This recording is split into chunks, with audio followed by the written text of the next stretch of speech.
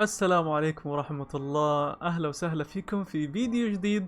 معاكم أخوكم توكس، واليوم حنتكلم عن أفضل لاعبين بالشرق الأوسط، سواء كانوا عايشين بالشرق الأوسط أو عايشين برا الشرق الأوسط، وضمنهم كمان لاعيبة الباكستانية.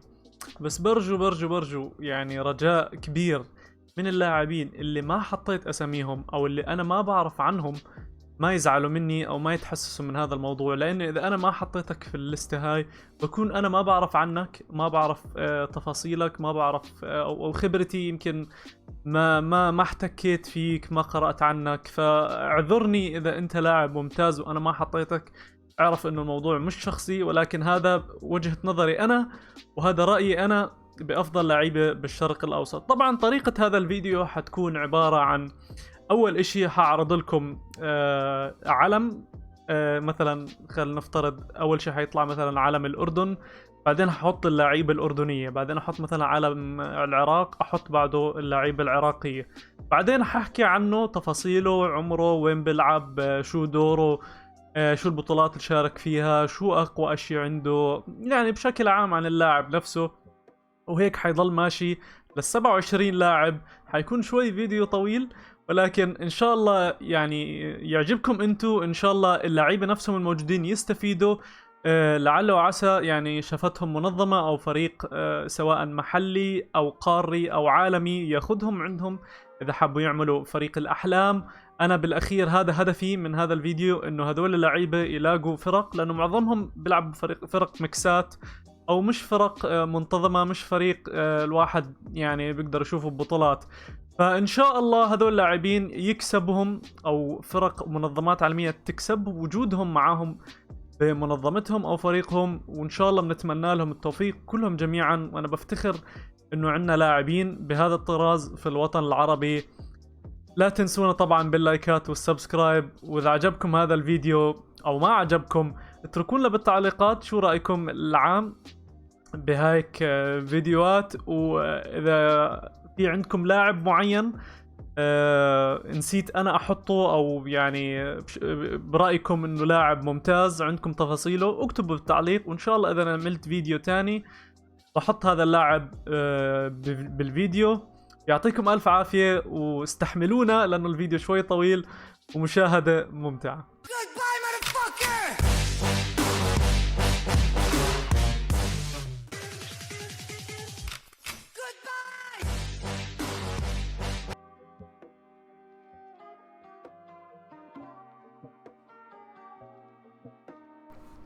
اللقب عيسى، العمر 23 سنة، جنسيته أردني، مكان إقامته هو في الأردن، وفريقه الحالي هو او جي اي سبورتس، وسابقا كان هيل ريزرز، ودوره سوبر ستار. طبعا عيسى يعني شو ممكن أحكي عنه؟ هو فخر العرب، هو أفضل لاعب أنجبته الأمة العربية حاليا في هذا العصر في سي اس جو. لاعب من أعلى طراز، يعني الريتنج تاعه يعتبر ريتنج عالي. في سنة 2018 قالوا انه هذا اللاعب حيكون له مستقبل، وبالفعل يعني حقق انجاز كبير لما كان مع هيل ريزرز، وقدر يطلع على يوصل لربع النهائي بالميجر، وكان صراحة انجاز عظيم كأول عربي يوصل. طبعا هاي بعد احصائياته فريقه الحالي مع نخبة من افضل اللعيبة. اللاعب صراحة يعني ما بنقدر نحكي عنه كتير، لانه اللي اشادوا فيه الاجانب، اشادوا فيه المعلقين، اشادوا فيه اللعيبة الاجانب، كل حد بيشهد له. وطبعا فاز MVP هون بطولة دريم هاك اللي كانت في فرنسا في 2018 لما لعب مع هيل ريزرز، وخسر بالنهائي من نورث ايامها، ولكن اعطوه MVP لانه اداؤه كان رائع جدا. هذا اللاعب يعتبر الافضل على الاطلاق في الوطن العربي.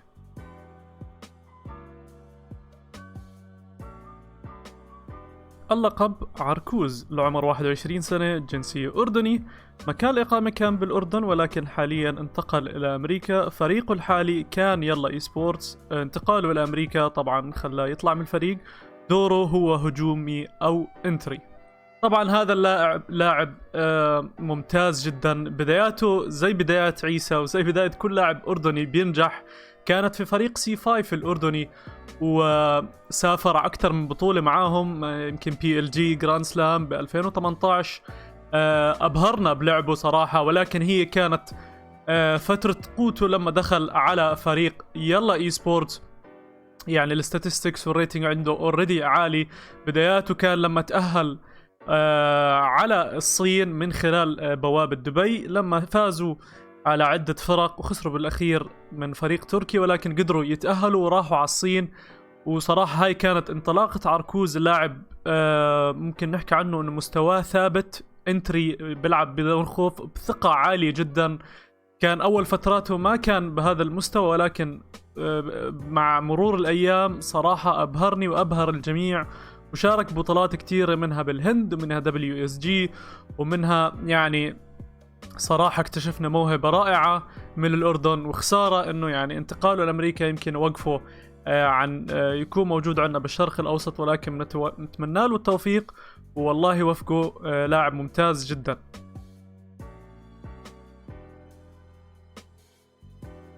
اللقب جوكر بوكر ذا سموكر، العمر 23 سنة، جنسيته أردني، مكان إقامة هو في الإمارات في دبي. فريقه الحالي طبعا هو الشوت كولرز، ودوره هو قائد وقناص.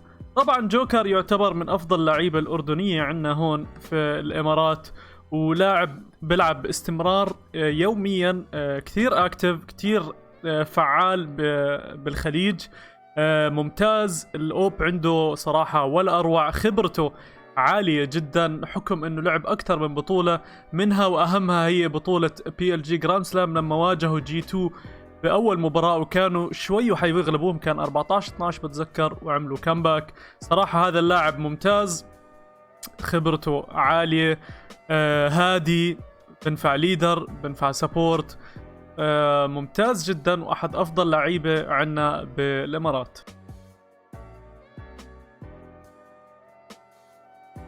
اللقب بوروس، العمر 15 سنة، جنسية أردني، ومكان الإقامة في الأردن. فريقه الحالي طبعا هو كان فيت أكاديمي، ولكن حاليا بلا فريق. كان برضو قبل فيت أكاديمي فريق اسمه أقعد، ودوره إنه هو سوبر ستار. صراحة هذا اللاعب هو موهبة قادمة بقوة في الوطن العربي، وهذا له مستقبل كبير جدا. لاعب الريتنج تاعه خرافي، يعني كل ما يلعب صراحة بيأدي بطريقة مخيفة. يعني لعب تصفيات WSG هون، يعني لما فازوا وتأهلوا كان الريتنج تاعه خرافي، يعني مش طبيعي صراحة. 1.34 كان شايل فريقه. لاعب ممتاز جدا، وأتوقع له نجاح جدا كبير بالأردن وبشكل عام بالوطن العربي، وإن شاء الله حد من الفرق يلقطه، لأنه يعني يمكن يكون عيسى القادم.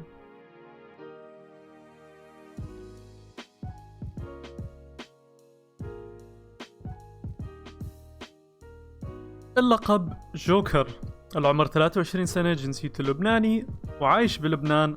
فريقه الحالي هو ديفاين فندتا، ولفترة بسيطة لعب مع يلا اي سبورتس، دوره قناص. طبعا هذا اللاعب أنا بنظري هو أفضل أوبر حاليا ببلاد الشام، بالذات في لبنان.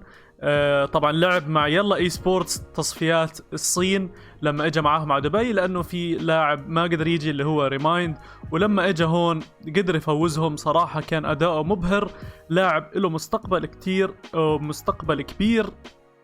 الاوب عنده قوي جدا، وديفاين فندتا صراحة يعني محظوظين بلاعب نفس جوكر، واتوقع له نجاح كبير بالوطن العربي.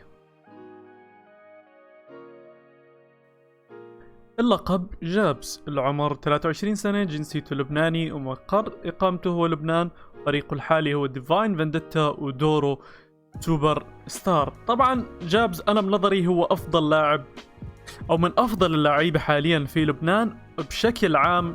عنده الميزات كاملة، سواء الكلتشنج أو إنه الإيمينج أو طريقته في التعامل، هداوته. لاعب ممتاز جدا صراحة. ويعني برضه ديفاين فندتا عندهم نخبة من أفضل لعيبة الوطن العربي حاليا، ولو إنهم دائما بوصلوا نهائيات وبخسروا بالنهائيات، ولكن أتوقع جابس يكون له نجاح كبير. لاعب ممتاز جدا، يعني أكثر من مرة لعب وتأهل، ولعب أيامها مع FFMX لما كان مع زيرو كول والشباب، تأهل معاهم على الماينر، وطبعا هناك خسروا، ولكن برضو يعتبر انجاز كبير انه يعني يمكن اول لاعب لبناني يوصل للماينر، ولاعب صراحة ممتاز جدا جدا جدا وخلوق، واتمنى له كل النجاح.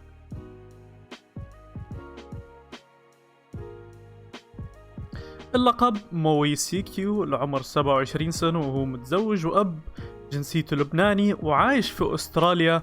فريقه الحالي هو MC اي سبورتس. دوره هو يعني عدة أدوار، قناص وقائد. صراحة هذا اللاعب بيمثل العرب بأستراليا بشكل ممتاز، فاز كتير بطولات في أستراليا، لعب مع نخبة من أفضل فرق الأسترالية، يعني ما خلى فريق إلا لعب فيه. لعب جراوند زيرو، تشيفز، أفانت، حتى جري هاوند لعب معاهم كتير. لعب بطولات دولية ومحلية، وصل رانك اس، يعني بيلعب أكتر من دور. وطبعا زي ما قلت لكم بيمثلنا بأستراليا، ويعتبر لاعب جدا ناجح، لاعب قوي جدا. ايمو يعني يحكى عليه كتير، بسمع دائما التعليق الأجنبي والأسترالي لما يلعب هذا اللاعب، الأداء المبهر اللي دائما بقدمه بمبارياته. ممتاز جدا هذا اللاعب، وصراحة مبسوطين انه في حد في أستراليا عربي أداؤه بهاي الطريقة.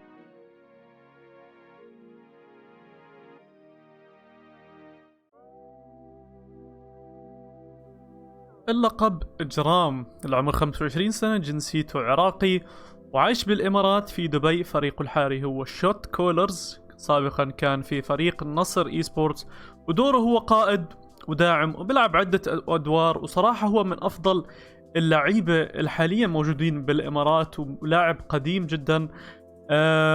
يعني بنظري عنده الخبرة، عنده المعرفة بالجيم، عنده الايم، عنده نظام السبورت او الدعم، الفلاشات والسموكات، حافظ المابات، تكتيكي، عنده مهارات القيادة كقائد، وبشكل عام بيلعب اكثر من دور وبيقدر يتأقلم بالمابات، ولاعب ممتاز جدا صراحة. انا بنظري فريق نصر اي سبورتس خسروه لما طلع من الفريق، ولو انه دخل تقريبا 3 شهور او 4 بالكتير، وقدر يسافر معاهم اكثر من مرة. ولكن صراحة لاعب ممتاز جدا. مشكلته فقط انه هو مشكلة وحيدة، ولكن بتأثر كتير عليه، وهو موضوع العصبية. بتأثر بسرعة، بعصب بسرعة، وغير ذلك يعتبر من أفضل اللعيبة صراحة حاليا بالإمارات.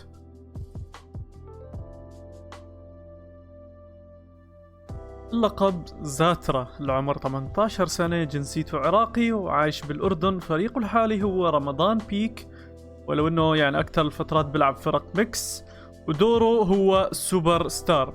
هذا اللاعب بحسه كتير انظلم، يعني لاعب ممتاز جدا، وكان بسن صغير لما كان مشارك مع ايمرز الايف ايام زمان لما كان يلعب معاهم. لعب مع اكثر من فريق، لعب مع نكست جنريشن فترة من الفترات، بعدين استقر برمضان بيك. ولكن هو يعتبر لاعب ممتاز جدا صراحة، وأحد مواهب العراق اللي عايشة في الأردن. ايمو قوي جدا، ايمو ثابت، بيلعب بثقة، ما بيخاف مع انه عمره صغير، ولكن بيلعب بهداوة، بيلعب هيك بتحسه يعني ما بيخاف من اللي ضده، ما بيخاف مين بيطلع ضده. ومرت فترة من الفترات كان ايمو يعني ما حد بيقدر ايم معاه، لو انه مشكلته انه ضل يدخل ميكس لميكس لميكس، من فريق ميكس لفريق آخر. صراحة ما استقر على فريق، وهذا الاشي أثر على مستواه معنيا وحتى باللعبة.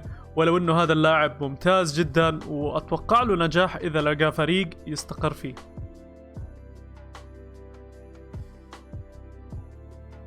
اللقب واتي، العمر 20 سنة، جنسيته عراقي وعايش في العراق حاليا بلا فريق. دوره سوبر ستار. هذا اللاعب صراحة بنظري هو أفضل لاعب عراقي على مدار يعني معرفتي بلعيبة العراق. أداؤه كان دائما ممتاز، بداية بنكست جنريشن كان لاعب ياما علقت عليه وياما مدحته، كان ممتاز جدا، كتير متحمس، كتير بتحسه بيلعب بثقة، تحسه كتير بحب اللعبة. ويعني كان يقضي معظم وقته وهو بيلعب هاي اللعبة، يعني بيقضي فوق ال 13 14 ساعة يوميا وهو بيلعب كاونتر. كتير كان بحب اللعبة. انظلم انه ما لقى فريق وما قدر يلعب مع فريق باستمرارية بعد نكست جنريشن. ولو انه بنظري واتي بضل افضل لاعب عراقي، يعني في فترتي انا لما يعني علقت وشفت وعشت. بنظري هذا اللاعب صعب انه يعوض.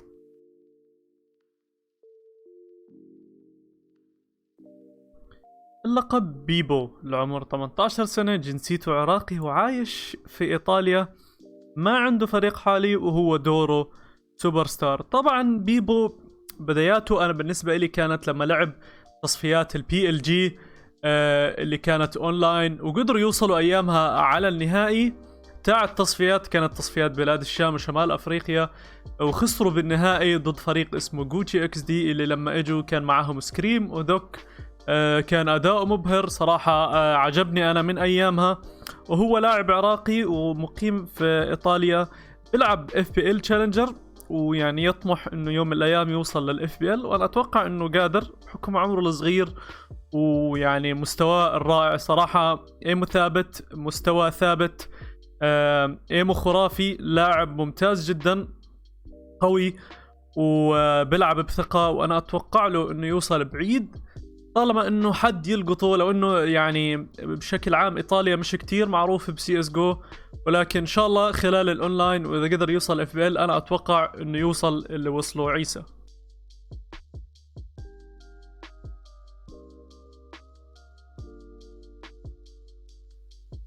اللقب بلاك ايجل، العمر 22 سنة، جنسيته سوري، عايش بالنمسا حاليا بلا فريق، كان يلعب مع FFA ميكس. دوره هو سوبر ستار. هذا اللاعب يعني بنظري هو من أفضل 5 لعيبة موجودين خارج الشرق الأوسط. لاعب ممتاز جدا، قدر يوصل للFPL زي عيسى، كان يعني الريتنج تاعه كتير عالي، لعب مع أفضل لعيبة في العالم، وطبعا اكتسب خبرة كبيرة جدا كونه بيلعب FPL. قدر يتأهل على الماينر ولعب أيامها، طبعا وصلوا لعبوا ضد تايلو الفريق الكوري MVP. ما قدروا طبعا يحققوا النتيجة هناك، ولكن يعني اكتسب خبرة لما راح على الماينر، وصراحة لاعب ممتاز جدا. مشكلته انه يعني حتى كان مفروض انه يجي يلعب تصفيات الزوي اكستريم لاند اللي في الصين اللي كانت في دبي، ولكن مشاكل فيزا وما الى ذلك منعته، وهذا اثر عليه صراحة اتوقع معنويا. نفسيته بعد هذيك السفرة وعدم يعني منعه من السفر أثر عليه. ولو أنه لاعب ممتاز جدا، وزي ما حكيت لكم أنا بعتبره من أفضل 5 لعيب موجودين خارج الشرق الأوسط.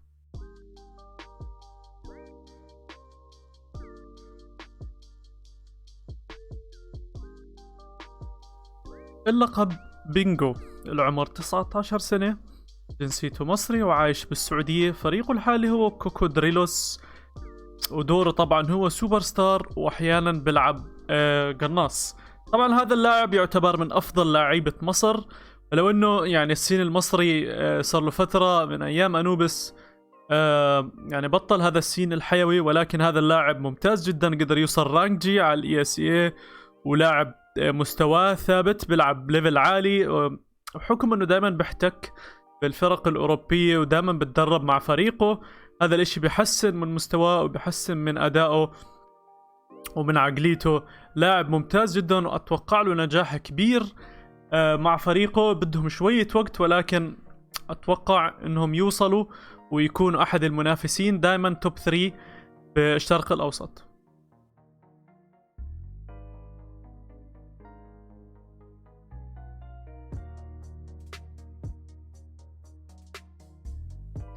اللقب ريمايند، العمر 22 سنة، جنسيته تونسي وعايش في تونس، فريقه الحالي هو يلا اي سبورتس، وهو سوبر ستار، وفعلا يعني سوبر ستار.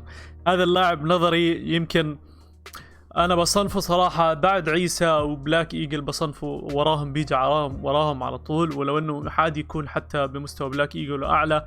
لاعب ممتاز جدا، انا يعني بعتبره افضل لاعب في بين بلاد الشام وشمال افريقيا، وحتى بشكل عام بالشرق الاوسط بعتبره من افضل 3 لعيبه. ممتاز جدا، اداؤه رائع. من وقت ما دخل يلا اي سبورت هو بيساعد الفريق على التاهل من بطوله لبطوله، ولانه عانى شوي بموضوع الفيزا. ايمو ثابت، مستواه ثابت، دائما صراحه الريتنج عالي، دائما بقتل، دائما بسفح ولد مجرم يعني بما تعمل، يعني مجرم بالكاونتر طبعا. لاعب ممتاز ممتاز جدا، وزي ما حكيت لكم يعني انا بعتبر من افضل لاعيبة الشرق الاوسط الحاليين.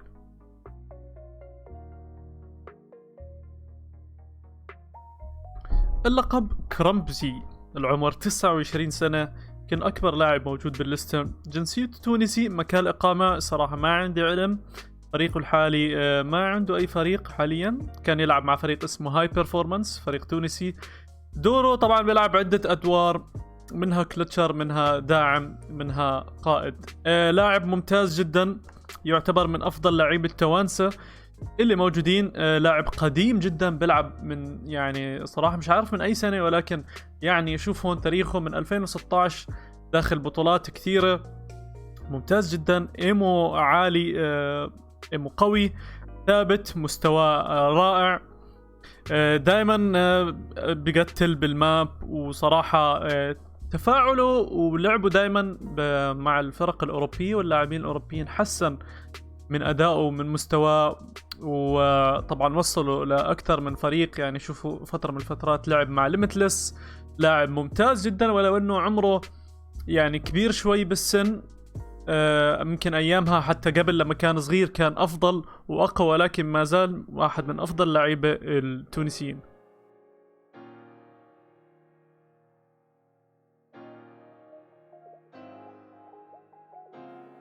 اللقب سن تاتش، العمر ما عندي علم، جنسيته مغربي، مكان الإقامة حتى ما بعرف، فريقه الحالي هو فيبورس، وبيلعب عدة أدوار. صراحة هذا اللاعب يمكن يعني إذا مش أفضل لاعب في المغرب، في المغرب هو يمكن من أفضل لاعبتهم، ممتاز جدا. بلعب يعني أنا بلعب عندي بالدوري تبعي، ودائما أداؤه كان رائع جدا، كان مستواه من أول ما دخل وهو مستواه أعلى من الباقين، شارك مع عدة فرق وأكثر من بطولة. لاعب مستواه وثقته عالية جدا بنفسه، وأتوقع له نجاح كبير إذا استمر وجوده. دائما طبعا اللعيبة بشكل عام، لعيبة بلاد الشام وشمال أفريقيا بيحتكوا كثير مع الفرق الأوروبية، هذا الإشي بيساعدهم على تحسين مستواهم وأدائهم، ولهذا السبب يعني هذا اللاعب مستواه جدا عالي، ودائما دائما دائما بيكون التوب فراجر، أعلى واحد عنده كلات بالسيرفر. ممتاز جدا هذا اللاعب، وزي ما حكيت لكم يعتبر من أفضل لعيبة المغرب.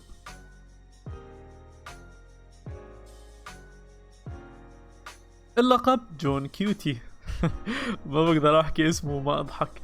العمر 21 سنة، الجنسية مغربي، مكان الإقامة غير معلوم، فريقه الحالي هو فيبورس، هو زميل لسنتاتش، ودوره بيلعب عدة أدوار. هذا اللاعب برضو يعني من أفضل ما أنجبت المغرب، لاعب ممتاز جدا، مستواه ثابت، فكره وعقليته وتحركاته بالماب ذكية جدا، دائما مستواه عالي، دائما بقتل بالسيرفر، دائما ثابت. هاي الكلمة بدور عليها، دائما مستوى ثابت. دائما كانت المنافسة هون عندنا ببلاد الشام بين تونس والمغرب، دائما كانوا ينافسوا بعض، دائما يعني معظم الأحيان كانت تونس اللي تغلب، ولكن صراحة المغرب وتونس والجزائر معاهم فيفا الجيريا وليمتلس من أفضل أنجبوا من أفضل لعيبة عنا بالشرق الأوسط، ومنهم هذا اللاعب جون كيوتي.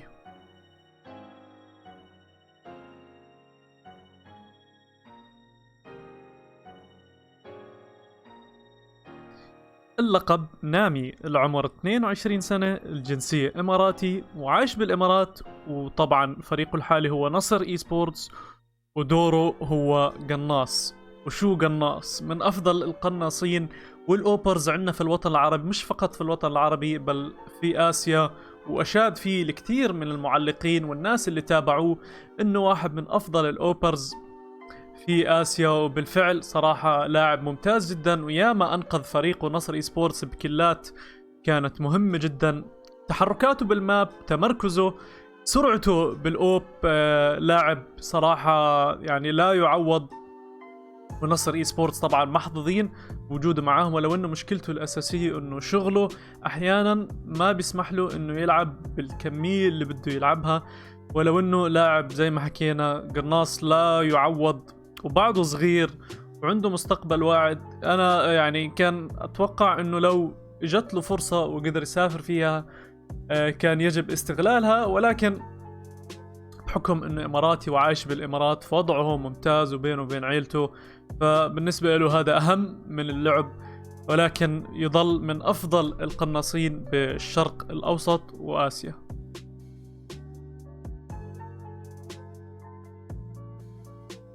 اللقب بوجبا، العمر 18 سنة، جنسيته إماراتي وعايش بالإمارات، فريقه الحالي هو شوت كولرز، كان سابقا مع نصر إي سبورتس، ودوره هو سوبر ستار.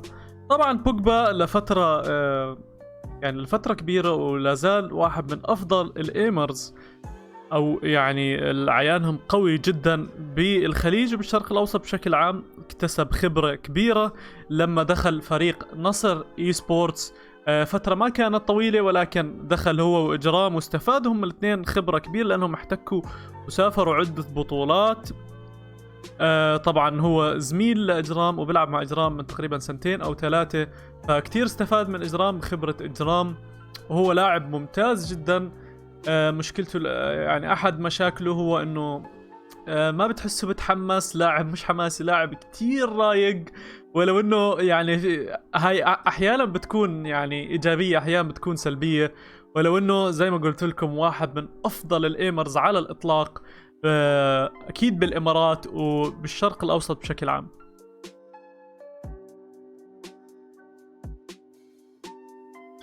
اللقب تايك او يسوف، سابقا عمره 17 سنة، جنسيته إماراتي وعايش بالإمارات، فريقه الحالي هو بورتال، طبعا فريق الباكستاني، ودوره هو سوبر ستار. طبعا هذا اللاعب يسوف يعتبر من أفضل الإيمرز إذا مش أفضلهم حاليا بالإمارات وبشكل عام بالخليج. يعني من كثر ما هو إيمو قوي، اللعيبة هون بيوصفوه إنه هاكر لهالدرجة. ايمو قوي وخرافي صراحة، لاعب ممتاز جدا.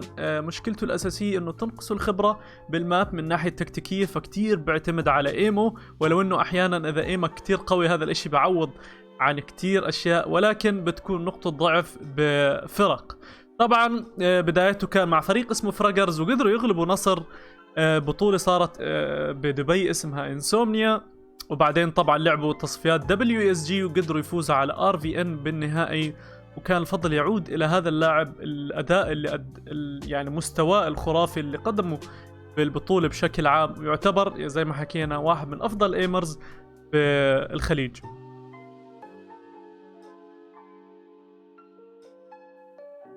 اللقب دفدوف، العمر 20 سنة، جنسيته إماراتي، عايش بالإمارات، فريقه الحالي هو بورتال، ودوره قناص.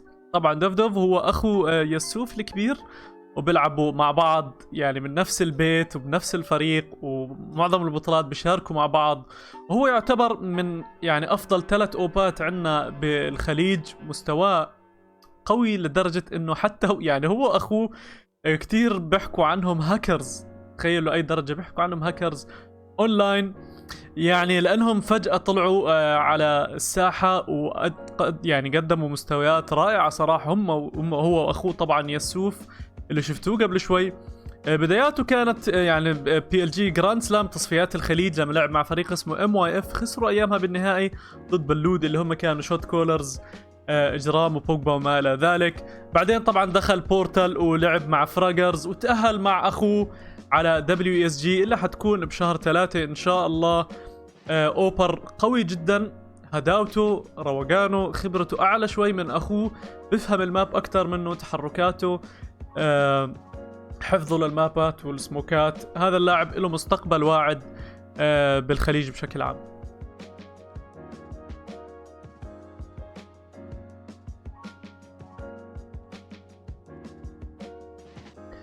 اللقب تشيك، العمر 23 سنة، جنسيته كويتي وعايش بالكويت، فريقه الحالي هو RVN، بيلعب عدة أدوار منها قائد وإنتري وداعم، وبنظري هذا اللاعب يعتبر أفضل لاعب بالكويت على يعني من فترة طويلة جدا. مستوى ولا أروع، خبرته ولا أروع، ثقته مش طبيعية، إيمو قوي جدا، حتى الأوب عنده كتير قوي. لاعب صراحة بعالم الكاونتر نعتبره متكامل، ولو انه الكمال لله، ولكن هذا اللاعب جدا جدا جدا مستواه قوي جدا. لعب مع نصر اي سبورتس فترة من الفترات، ولكنه أكثر فترة قضاها كانت مع RVN. ما فاز كتير بطولات، بس لاعب ممتاز جدا. وفترة من الفترات زمان فازوا بطولة أيامها كانت من سبونسر بنكيو، ولعبوا ضد فيرتس برو أيامها كان نيو وطبعا باشا والشباب الطيبين لعبوا أيامها. لاعب ممتاز جدا، وحتى لعب مع نصر ولكن فجأة اختفى. ما حدش عرف ليش طلع من الفريق، ولكن زي ما حكيت لكم أفضل لاعب بالكويت، وأنا كنت دائما أصنفه أحد أفضل لاعيبة الشرق الأوسط مع عيسى وشباب.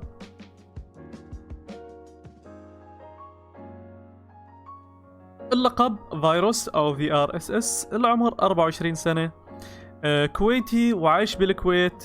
طبعا فريقه الحالي هو RVN، ودوره قناص وقائد. طبعا هو دوره الأساسي إنه يكون قناص، ولكن برضو خبرته ومعرفته باللعبة أحيانا بتلاقيه بيكون قائد. لعب مع كتير فرق منها RVN، منها دارك سايد، ومستواه بضله يتحسن. أول فتراته ما كان هذا اللاعب القوي، ولكن مع الوقت، مع المثابرة، مع الاجتهاد اللي كان دائما يلعب ودائما يعني يشتغل على حاله، حسن مستواه. حتى لما لعب مع دارك سايد اللي هو كان فريق ميكس في تصفيات اكستريم لاند اللي صارت في دبي، قدر يغلب نصر ويقصيهم من البطولة، ووصلوا نصف النهائي وخسروا من أفضل فريق بالبطولة اللي هو الفريق التركي.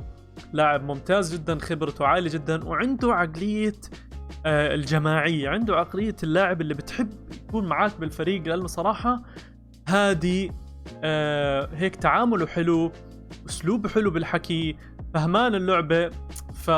وطبعا يعتبر من أفضل أوبرز بالكويت. لاعب ممتاز جدا ومكسب لفريق نفس RVN.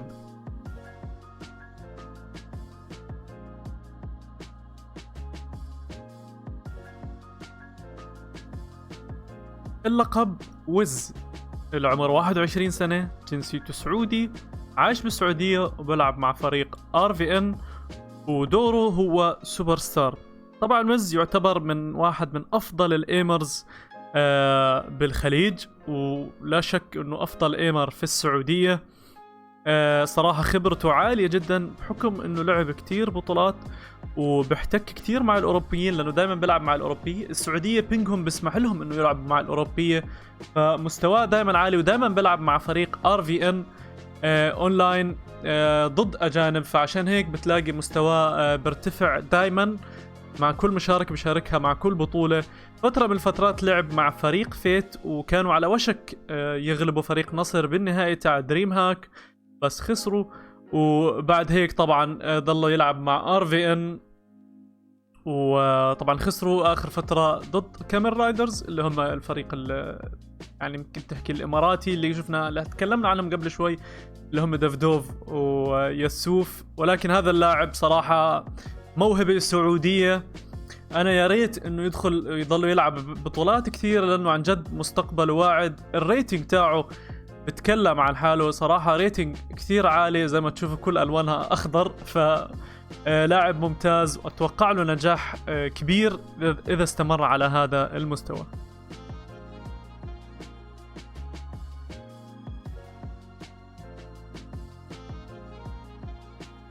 اللقب ترانز. العمر 22 سنة، جنسيته باكستاني وعايش في الباكستان. فريقه الحالي هو جيمنج هاب. طبعا كان يلعب مع بورتال سابقا، هو قائد وداعم وبيلعب عدة أدوار. بنظري هذا اللاعب المتكامل في باكستان، وأفضل ليدر طبعا في باكستان، وممتاز. لاعب جدا خبرته عالية جدا، فكره احتكاكه برضو مع لعيبة الخليج ولعيبة آسيا ولعيبة الهنود بسمح له انه يكون هذا اللاعب الذكي ذو خبرة عالية. بتأقلم منيح بالماب. لاعب برضو الدعم اللي عنده خرافي من ناحية فلاشات سموكات، حتى قراءته للماب وإيمو قوي. صراحة هذا اللاعب يعني بقدر أمدحه كتير لأنه لاعب ممتاز جدا، وأنا بالنظري يمكن أفضل لاعب أنجبته باكستان. اخر فتره شارك بكتير بطولات، دائما بوصلوا زي ما حكيت لكم على النهائي وبيخسروا، يعني سواء من فريق هندي او فريق اسيوي او حتى نصر اي سبورتس لما كان يلعب مع بورتال. ولو انه هذا اللاعب دائما هو اللي كان يترك بصمه زي بوكيمون، ولكن هذاك اللاعب كان يترك بصمه بايمو، هذا اللاعب كان يترك بصمه بقراءته، بذكائه، وبخفته. بتحسه هيك خفيف بالماب، بيعرف كيف يتحرك، ودائما يعني اذا في تاثير له، اذا في تاثير لفريقه بيكون منه هو، من فلاشاته، من سموكاته، من قراءته بالماب. ممتاز ممتاز هذا اللاعب.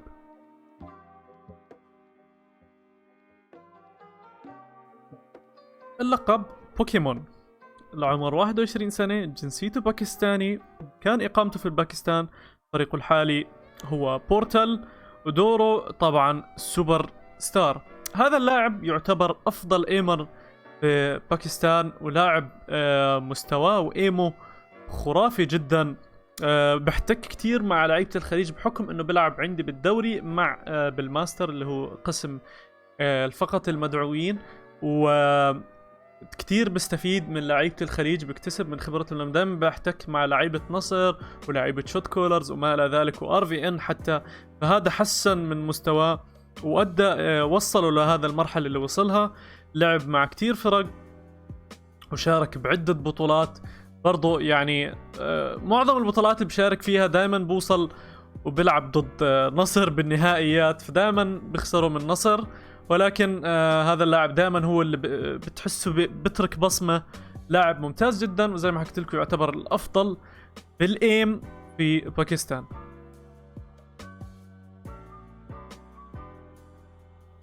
اللقب HSB، العمر 19 سنة، جنسيته باكستاني، عايش في الباكستان، بيلعب بفريق جيمنج هاب مع ترانز، ودوره هو سوبر ستار. وبالفعل سوبر ستار باكستاني، يعتبر من أقوى الإيمرز وأقوى اللعيبة اللي بشكل عام تجمع جميع الصفات في لاعب بسي اس جو.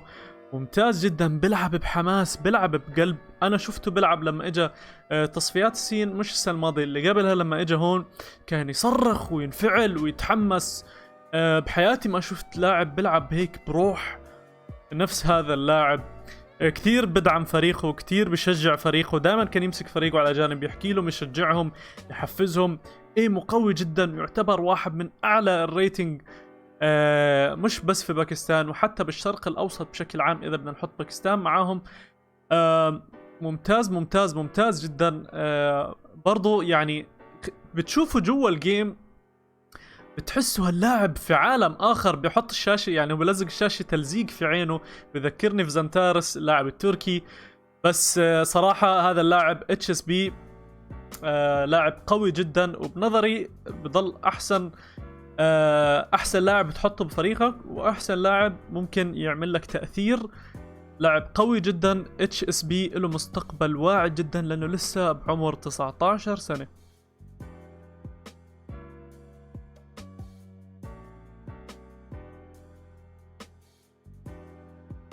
طبعا ان شاء الله ما كنت طولت عليكم بهذا الفيديو، ولكن كان لابد اني اعطي كل لاعب قدره واهميته ووقته الكافي اني اشرح عنه وعن انجازاته، لانه كل لاعب من هذول اللي شرحت عنهم فخر إلي انا وفخر لكل عربي وحتى باكستاني، انه عندنا لاعبين زي هيك بيمثلونا بافضل طريقة ممكنة. اللي بدي اياه منكم انكم فقط تكتبوا لي بالتعليقات اذا بدكم تعملوا فريق من 5 لعيبة اللي ذكرتهم بالفيديو، مين ال5 لعيبة اللي بتختاروهم وليش. ويعني صراحة متحمس اشوف تعليقاتكم. لا تنسون طبعا باللايكات والسبسكرايب. ان شاء الله يكون عجبكم هذا الفيديو، يعطيكم الف عافية، ونشوفكم على خير ان شاء الله في فيديوهات قادمة. والسلام عليكم ورحمة الله وبركاته.